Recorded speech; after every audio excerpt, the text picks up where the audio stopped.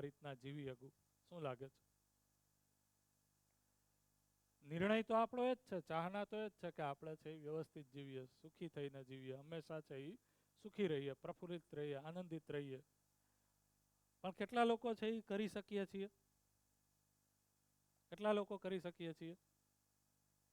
નથી કરી શકતા. રાઈટ? જ્યારે આવું પૂછવામાં આવે ત્યારે ઘણા લોકો એમ કહે કે એનો આધાર તો સર આપણી યારે જીવતા લોકો છે, એનો વાંક છે, એના કારણે હું હરખાઈ જીવી નથી શકતો કે જીવી નથી શકતી. અને એ જે કારણ હોય એને પૂછીએ ને તો એ કારણ આપણે હોય પાછા. જેને આપણે કારણ ગણતા હોય એને પૂછીએ ને તો એના માટે આપણે કારણ હોય. આવું હોય કે નહીં? હે? સાસુ માટે વહુ કારણ હોય, વહુ માટે સાસુ કારણ હોય, દીકરા માટે મા બાપ કારણ હોય એક ઉંમર પછી. ત્યાં સુધી તો વાંધો નથી આવતો. જ્યારે પ્રોપર્ટી છે એ મોટી થઈ જાય ત્યારે વાંધો આવે છે, ભાઈ ભાઈ નહીં વાંધો આવે છે. તો કારણ છે એ એકચ્યુઅલમાં હું પોતે છું, એની ઉપર મારું ધ્યાન જતું નથી. એટલા માટે આપણે સતત છે ઈર્ષા દ્વેષમાં છીએ. ઘણા બધા મિત્રો છે, આજના યુવાનોને આપણે વાત કરીએ તો સોશિયલ મીડિયા ઉપર ઘણા બધા મિત્રો છે, પણ એકચ્યુઅલમાં જેની સાથે પોતે જેવા છે એવી વાતચીત કરી શકે, એ રીતની વાતચીત કરી શકે એવા મિત્રો ઓછા થતા જાય છે. રાઈટ? તો એકલતા પણ છે, એકલાપણું પણ છે. અને આવું એકલાપણું છે એ ખાલી બાળકોને જ છે કે વડીલોને છે? બધાને છે. બધાને છે. તો જ્યારે આ રીતના સંતુષ્ટ પોતાની સાથે જીવવામાં સંતુષ્ટ જે વ્યક્તિ નથી એ વ્યક્તિ પરિવારમાં જીવવા જશે તો પરિવારમાં છે એ પરિવારના લોકો સાથે ખુશ થઈને જીવી શકશે? એની કામનાઓ પૂરી કરી શકશે? પરિવારના લોકો એ સમજી શકશે એ વ્યક્તિને? નહીં. એટલા માટે તમે જુઓ તો દિવસે ને દિવસે પરિવારમાં પણ છે એ સંબંધોમાં અંતર વધતું જાય છે. સંબંધોમાં અંતર વધતું જાય છે. અપેક્ષાઓ છે એ અપેક્ષાઓ નિશ્ચિત થતી નથી. અને આ અપેક્ષાઓ નિશ્ચિત નથી થતી એનું જ કારણ અહીંયા છે કે આનંદ લાગે છે. આનંદ લાગે છે સુવિધાના અર્થમાં પરિવાર. તો આવો જે પરિવાર છે એમાં સંબંધોમાં છે એ સંબંધો એટલે શું એ સમજાણું જ નથી. તો અલ્ટિમેટલી જીવવામાં પરિવારમાં જીવવાની કામના છે એમાં શું કામના છે? તો કે દરેક સંબંધમાં હું કોઈ પણ પ્રકારની ફરિયાદ અને અભાવથી મુક્ત થઈને જીવી શકું. પરિવારના હરેક સંબંધોમાં મારી ઈચ્છા કે અપેક્ષા કે ચાહના શું છે? તો કે સંબંધોમાં હું ફરિયાદ અને અભાવથી મુક્ત થઈને જીવી શકું. અભાવ મુક્ત થઈને જીવવું એને જ કીધું સમૃદ્ધિપૂર્વક જીવવું. તો પરિવારની અંદર આપણે જેટલા પણ સંબંધીઓ છે એ સંબંધીઓમાં શું આપણે આજે એવું કહી શકીએ કે પરિવારમાં તમામ સંબંધોમાં હું ફરિયાદ મુક્ત થઈ ગયો છું? કહી શકીએ? નહીં. ચાહના છે, કામના સ્વરૂપે તો આ પડેલું છે.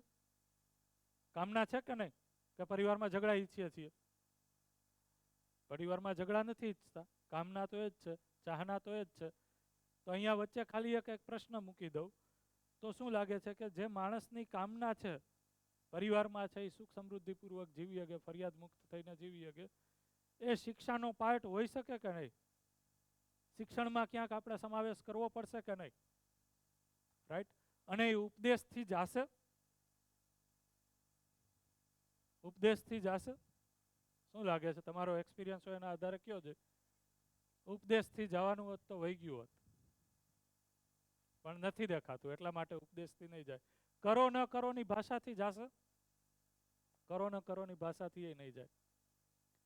એટલા માટે કહેવાય છે આજનો યુવા છે એ એક જ ભાષાથી છે એ સમજે છે. આજનો માણસ એ છે પ્રસ્તાવના, પ્રપોઝલ, અને એને એના વિવેક ઉપર આપણે એક સમય પછી છોડવો પડશે.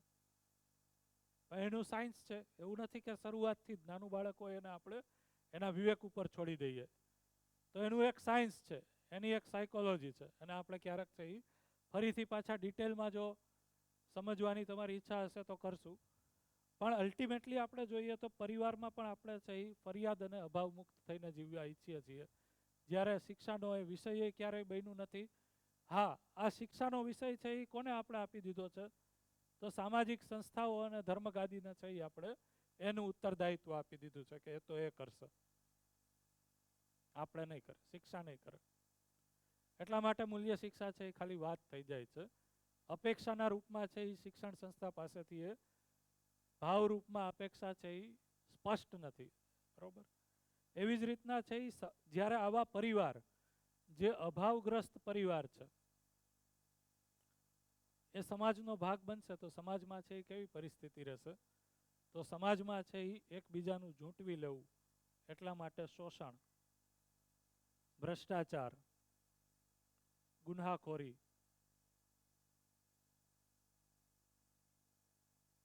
આ બધી સમસ્યાઓ છે એ જોવા મળશે. જ્યારે કે આપણે સમાજમાં કેવી રીતના જીવવા ઈચ્છીએ છીએ, કામના શું છે? સમાજમાં આપણે કેવી રીતના જીવવા ઈચ્છીએ છીએ? કામના શું છે? તો કે સમાજમાં તમામ જે ભય છે એનાથી મુક્ત એક અભયનું વાતાવરણ બને, એ કામના છે. અભયનું વાતાવરણ બને એ કામના છે. એ રીતના આપણે જીવવા ઈચ્છીએ છીએ. રાઈટ? તો સમાજમાં છે એ આપણે ભય મુક્ત જીવવા ઈચ્છીએ છીએ. આજે મારું સંતાન છે એ કોઈ પણ જગ્યાએ છે એ સમાજમાં ફરતું હોય તો મને ન ચિંતા હોય કે એ અસુરક્ષિત છે. પછી એ સંતાન દીકરો હોય કે દીકરી હોય, પણ શું અત્યારે એવું આપણે સમાજનું ઘડતર કરી શક્યા છીએ? કરી શક્યા છીએ? નહીં. એટલા માટે છે નિયમો બંને માટે અલગ છે. એટલા માટે એનો અસંતોષ પણ છે જાતિ વિશેષને. તો સમાજમાં છે એ આ સિવાય ઘણું જોઈએ તો જાતિવાદ એક્સ્ટ્રા ઘણું બધું છે. તો એટલા માટે સમાજમાં આ પ્રોબ્લેમ છે. એવી જ રીતના જોઈએ તો વ્યવસ્થામાં પણ ઘણા બધા સમસ્યાઓ છે. પ્રકૃતિમાં પણ ઘણી બધી સમસ્યાઓ છે જેને જળવાયુ પરિવર્તનથી આપણે ઓળખીએ છીએ. અને આ બધી જ વસ્તુઓ છે, ગ્લોબલ વોર્મિંગ, ક્લાઇમેટ ચેન્જ, એક માણસને અસર કરે છે કે નહીં? માણસના સુખ શાંતિપૂર્વક જીવવામાં આ કોઈ પણ સમસ્યાઓ છે એ અસર કરશે કે નહીં? ઓફકોર્સ કરશે. બરોબર?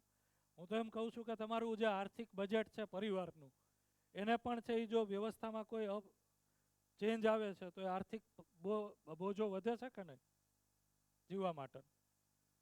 જેમ કે આજથી 25-30 વર્ષ પહેલા છે એ એસી, એર કન્ડિશનર છે એ સામાન્ય જરૂરિયાત નહોતી.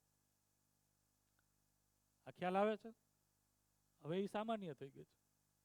અને કદાચ હજી આપણે છે એ સમજશું નહીં તો આવનારા 5 વર્ષ પછી છે એ એર પ્યુરિફાયર એ સામાન્ય જરૂરિયાત થઈ જશે. તો આર્થિક બજેટ છે એ તો વધશે ને. આજથી 25-30 વર્ષ પહેલા છે એ જે પાણીના સ્ત્રોતો હતા કુદરતી, એ બધાય પ્રદૂષિત નહોતા. તો તમારે છે એ જગ્યાએ છે એ પાણીની તમારા સોર્સને હારે લઈને છે એ ફરવું ન પડતું. વિશ્વાસ હતો કે પાણી તો છે એ સારું મળી જ જશે.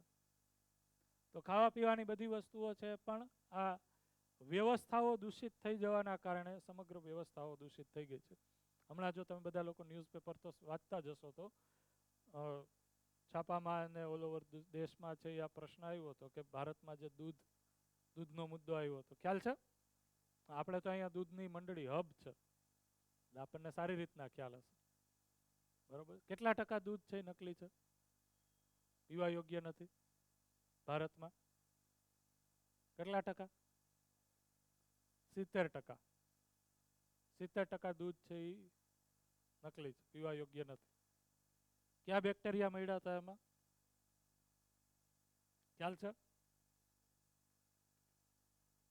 બાથરૂમ, સંડાસ જાય ને આપણે, એના જે બેક્ટેરિયા હોય ને આ દૂધમાં મળ્યા હતા. બરોબર? શું ખોરાક ખાવો આપણે? કયો ખોરાક છે એ શુદ્ધ છે? તો જો આપણે જોઈએ તો જે રીતના શિક્ષણ વ્યવસ્થા હોવી જોઈએ, આ બધી વસ્તુ ક્યાં એડ્રેસ થશે? શિક્ષણમાં એડ્રેસ થશે.